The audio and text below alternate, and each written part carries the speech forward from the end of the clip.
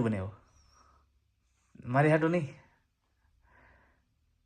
કેવી છે ભાઈ ના પાડી દઈશ કઈ જો હું અહીંયા પહોંચી ગયો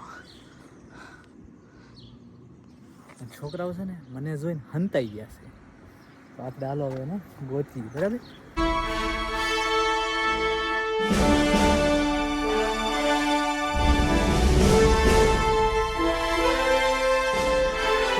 ગુડ મોર્નિંગ જય શ્રી કૃષ્ણ કેમ છો બધા મજામાં તો સ્વાગત છે અમારી ચેનલમાં ફરીથી એકવાર બધાનું અને જો 7:30 વાગી ગયા છે જસ્ટ હું 7:20 ઘરે પહોંચ્યો જોબ પરથી છૂટીને કેમ કે 7:10 જેવું થઈ જાય પહોંચી જવા આમ પણ હમણાં થોડોક રોડ બંધ છે ને તો ટ્રાફિકના કારણે ફરીને આવવું પડે છે તો વાર લાગે છે થોડું ટ્રાફિક નડે છે અને ફરીને આવવું પડે છે તો ચાલો રાધિકાને નાઇટ છે આજે મારી નાઇટ શિફ્ટ છે આજે બંને નાઇટ શિફ્ટ છે એટલે અત્યારે તો બંને અમે ઘરે છીએ ચાલો તો મળીએ આપણે રૂટીન પતાવીને ચાલો જો સવારનું રૂટીન પતાવીને આવી ગયા છે જમવા માટે જો વાગી ગયા છે 9:15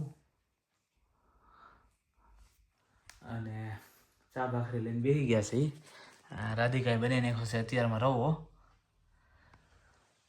કોની હાટું બનાવ્યો મારી હાટું નહીં કેવી છે ભાઈ ના પાડી દઈશ કહીને ના પાડી દઈશ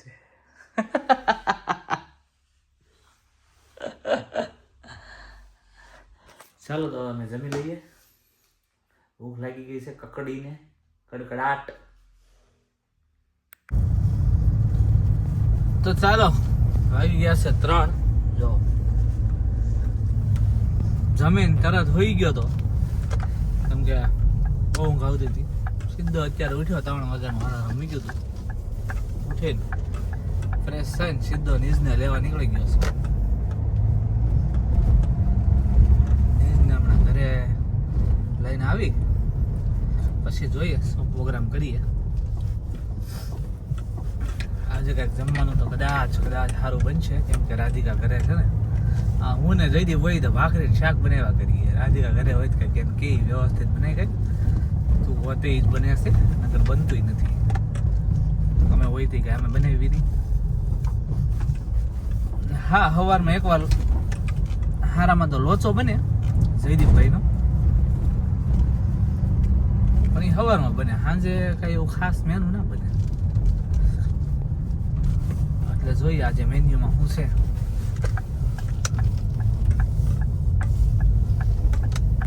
ચાલો જો ન્યૂઝને લઈ લીધો સ્કૂલેથી ડાયરેક્ટ અને ખોટો નાટક કરે છે હુવાના અને અમે આવી ગયા સીધા અહીંયા ટેસ્કો ઉપર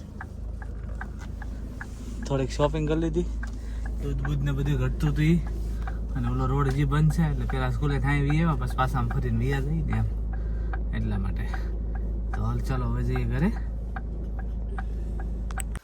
ચાલો જો 3 જણા રસોડામાં આવી ગયા છે હું શું જયદીપ છે અને એક અહીં જો બેઠી ચલો આજે મેનુમાં કાંઈ બનવાનું છે નહીં રાધિકા કે તુરિયા પડ્યા છે આપણે બનાવવાનું છે તુરિયાનું શાક તો જો અહીંયા તમે તુરિયાનું શાક મૂકી દીધું છે બનાવવા માટે રાધિકા કે કાંઈ બનાવવું છે નહીં આજે ભાખરી અને તુરિયાનું શાક બનાવી નાખી તો ભાખરી ને તુરિયાનું શાક મીડ્યું છે બનવા આજે રાધિકાને રજા હોવા છતાં અમારે બહુ જ મોટો લોસ ગયો છે મેન્યુમાં બીજા સમય નહીં પણ મેન્યુમાં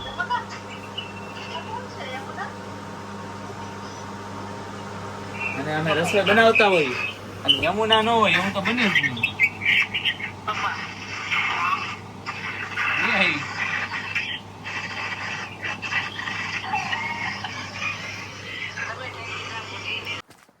ચાલો તો વાગી ગયા છે 5 અને રાધિકા તો બનાવે છે શાક ભાખરી હું નીકળી ગયો છું આટો મારવા જો અત્યારે થોડા સૂરજ દાદા દેખાય છે તો આપણે સ્વેટર પહેરી લીધું છે ઠંડીનો ચાળો નહીં કરવાનો ક્યારેય ગરમી થાય તો કાઢીને હાથમાં લઈ લેવાનું બાકી પહેરી લેવાનું પવન છે થોડો એટલો બધો ઠંડોય નથી પણ મારા માટે ઓકે છે એટલે સારું છે છોકરાઓ અહીંયા રમે છે ગાર્ડન જેવું છે સ્લોપ એરિયામાં અમે કીધું ત્યાં જરાક આટો મારતો આવું, શું કરે છે છોકરાઓ. નીસ ગયો છે અહીંયા, વરણી અહીંયા છે, બીજા કોઈ હશે તો ઠીક છે ને, ઘર બે હશે ખાલી. એકદમ ઘર પાસે છે આ.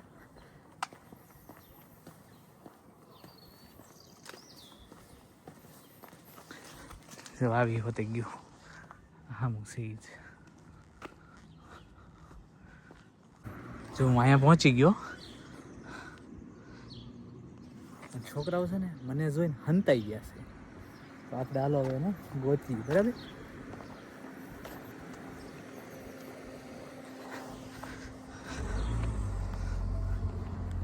લે હમણાં અહીંયા તો ક્યાં ગયા?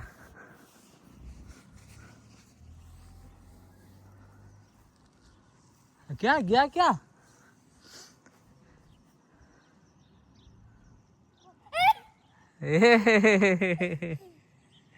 મળી ગયા. આ બે શું કરો છો તમે? શાર્પન બનાવો છો? હાલો થોડા ગોલી બાજુ જઈ. કેમ? આ જ રમવું છે. ચાલો તો જો ઘરે પહોંચી ગયા છીએ, અને રાધિકાએ બધું જ રેડી કરી રાખ્યું છે મારા માટે. અને વાગી ગયા છે 6, એટલે હવે જમીન ચોક પર જવાની તૈયારી કરી દઈએ. જવાનું છે આજે હિંકલી, દૂર છે એટલે થોડું વહેલું નીકળવું પડશે, 7:30 આજુબાજુ.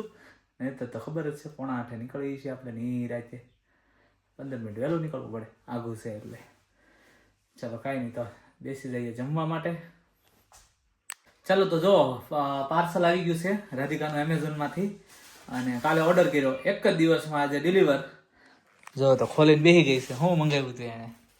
ગ્રીલ સેન્ડવિચનું મશીન મંગાવ્યું હતું. હા એમ કઈ રીતે બની જાય? આજે આપણે નહીં બનાવીએ, બુધવારના